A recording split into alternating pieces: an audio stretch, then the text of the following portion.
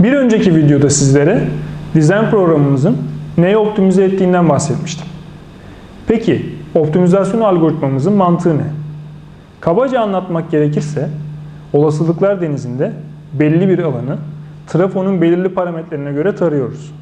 Bu taranılan alanı olasılıklar denizinde kaydırırken aynı zamanda da küçülterek olasılıklar denizinde global optimumu yakalamaya çalışıyoruz. Bu olasılıklar denizindeki kaydırma işlemi bulunan dizayna ceza maliyeti yansıtılarak gerçekleşiyor. Yani teknik olarak uygun değilse o dizayn yüksek ceza puanı verilerek olasılıklar dışına itiliyor. Peki optimize ettiğimiz parametreler neler? Parametreler müşteri isteğine göre özelleşebiliyor. Ama genel olarak sayacak olursak trafonun boşta ve yükte kaybı, kısa devre empedansı, sıcaklık artış değerleri, maksimum kazan iç basıncı, ses gücü düzeyi, maksimum boyutları, hatta bazen verimliliği optimum dizaynı bulurken kıstas olabiliyor. Ve tabii ki maliyet. Bu saydığım parametreleri tuttururken maliyetin de minimum olmasını sağlıyoruz. Ayrıca bazı siparişler için üreticiler stoktaki malzemeleri de kullanmak isteyebiliyorlar.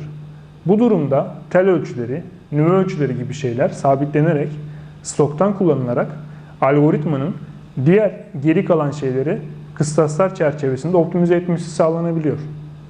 Böylelikle üretici eldeki malzemeye göre trafosunu optimize etmiş oluyor.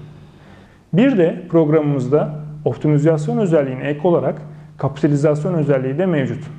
Bazı ihale şartnamelerinde bir kapitalizasyon formülü verilerek teklif edilen trafo fiyatı belli çarpanlarla çarpılmış trafonun boşta ve yükte kayıplarıyla toplanarak son bir fiyat elde edilir. Bu anlamda kapitalizasyon formülü olan bir ihalede ihaleyi kazandıracak teklifi verebilmek için boşta ve yükte kayıpların iyi ayarlanması gerekir. Dizayn programımıza kapitalizasyon formülü tanımlandığında algoritma bunu algılayarak ihaleyi kazandıracak kayıp kombinasyonuyla trafo tasarımını yapar. Bu konu hakkında sizlere gelecek videolarda bilgi vermeye devam edeceğim. Kanalımıza abone olmayı unutmayın.